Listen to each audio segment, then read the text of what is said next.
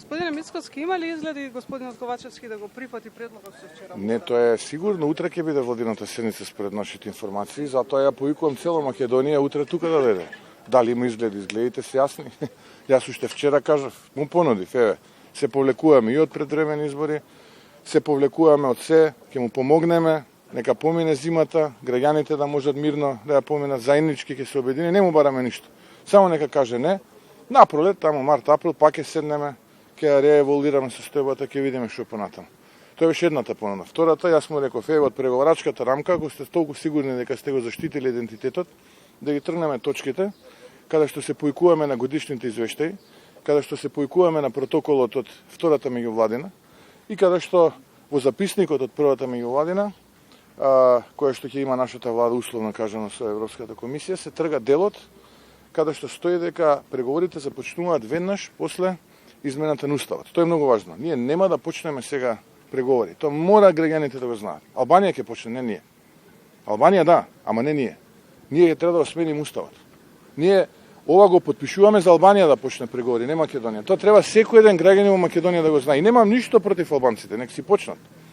Ако Европската комисија оценила дека местото на Еди Рама е таму, а местото на Македонија не е таму, тоа е одлука на Европската комисија. Јас тука не се мешам.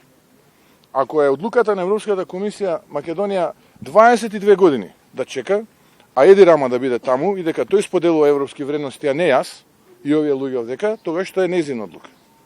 Но треба народот во Македонија да знае дека ние со ова не почнуваме преговори. Еди Рама и Албанија почнува, не ние.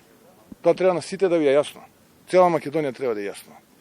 Еве повторно излегувате на протест, дали очекувате дека владата ќе ги слушне вашите барања?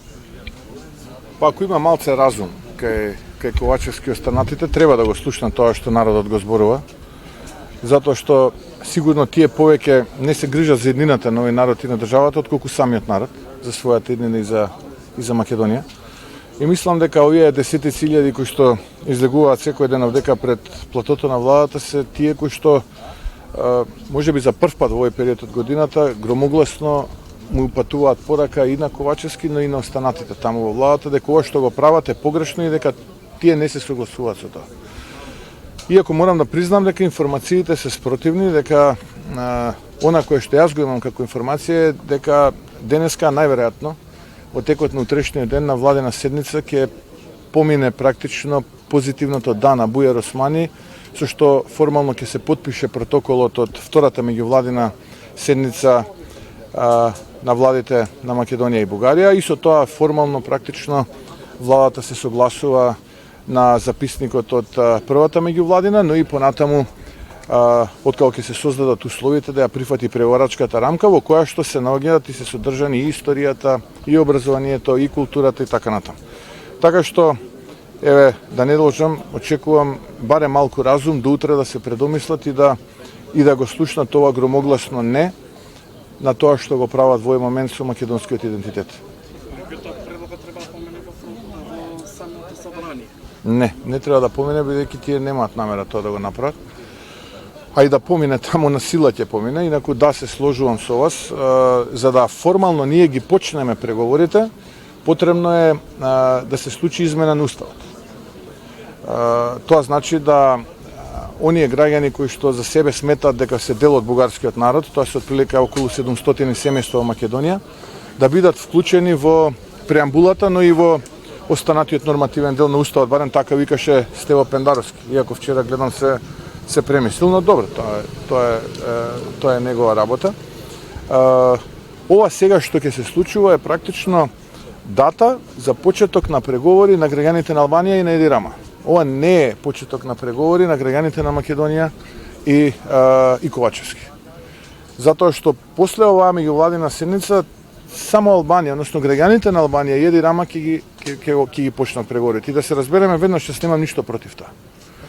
Ако мисли Европа дека граѓаните на Македонија 22 години треба да седат заглавени во чекалната, без разлика тука дали се македонци, албанци, турци, власи, срби, роми, бошњаци, само затоа што најпрви некој го оспоруваше правото да се нарекуваат онака како што сака да се нарекуваат својата држава, а сега да си го говорат својот мајчин македонски јазик, да бидат македонци, да се гордеат со својата историја, култура, со јунаци кои што го дале својот живот за оваа Македонија и да продолжат да бидат во ходникот, а Еди Рама дека споделува европски вредности, тогаш тоа е одлука на Европа. И јас во такви европски вредности, извинете, не верувам. Јас верувам во овие европски вредности кои што 22 години овој народ во Македонија, повторно ќе кажам, без разлика на нашите етнички, верски, политички разлики, заслужува да биде дел од тој преговарачки процес или да бидам уште подиректен, заслужува да биде дел од самата Европа, уште пред некои од земјите членки да бидат таму. Но повторно нас ни се оспорува правото да бидеме македонци, повторно некој го отвара проблемот со историјата, иако вчера гледав еден статус од самиот Бујар Османи, во кој што тој вели за еднината, но сето на кое што за жал тој ќе го парафира и е дел од тој протокол на таа втора меѓувладена конференција со Бугарија, е се само не еднина, туку е минато, образование, историја и така натаму. Така што, да сумирам, ова што треба да се случи и ова што ќе го направи владата е дата за почеток на преговори на Еди Рама, а не на граѓаните на Македонија. Граѓаните на Македонија повторно нема да почнат преговори, тоа треба на сите да им јасно. Тоа треба на секој еден да му јасно, без разлика дали е македонец, дали е албанец, дали е турчин, влав, ром, србин, бошњак, граѓани на Македонија треба да знае дека ние не почнуваме преговори, почнува Еди Рама. И ние повторно ќе продолжиме да чекаме уште години и години додека не се промени уставот, па после некој друг услов, па трет услов и така натаму. Ова е директно удар врз македонскиот идентитет. Тоа треба сите да го знаат. Денес гледаме дека премиерот Ковачевски се сретнува и со Цела и со другите политички партии валјда. Дали вие како опозиција сте имале некој контакт со албанската опозиција и дали имаат некој став конкретен, пошто јавно уште го нема кажано?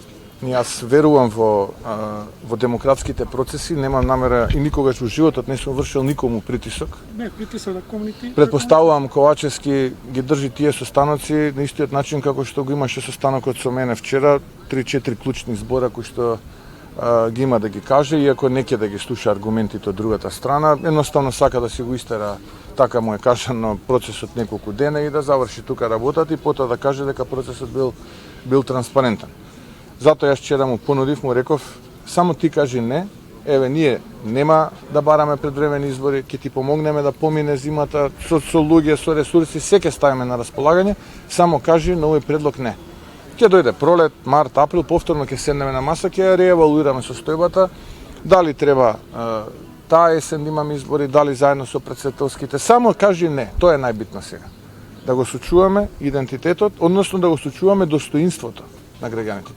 Тоа беше моето прашање, односно мојата понуда и втора понуда исто така му дадов, му реков ако верувате дека со ова вистински европски преговори, вистинска европска преговарачка рамка, во која што не е начинат македонскиот идентитет. Тогаш ајде точка 11 и точка 14 од записникот на првата меѓувладина да ги тргнеме, за да знаат гледачите за што зборувам. Точка 11 е онаму каде што се става измената на уставот како услов за отпоштување на преговори, а точка 14 реферира на протоколот кој што треба Османи да го потпише заедно со Генчовска од втората меѓувладина, во која што се содржани историја и образование, историски личности и така натаму. А пак овие две точки потоа се поврзани со преговарачката рамка заедно со копенхагенските критериуми и договорот за стабилизација и асоциација. Еве и тоа му го понудив. Ајде овие 4 работи да ги тргнеме, јас заедно ќе излезам со тебе и ќе ја поддржам преговарачката рамка и ќе побарам сите ние заедно да го поддржиме. Ево ова е порака и до Европа, ова е порака и до сите оние бюрократи во Брисел кои што седат и кои што вршат притисок овде ова да помине во владата. Еве, нека ги тргнат тие две точки од записникот на првата меѓувладина и овие две точки од преговарачката рамка, јас лично и ВМРО ќе го поддржиме. Но за жал, очигледно дека одговорот е негативен. Благодарам.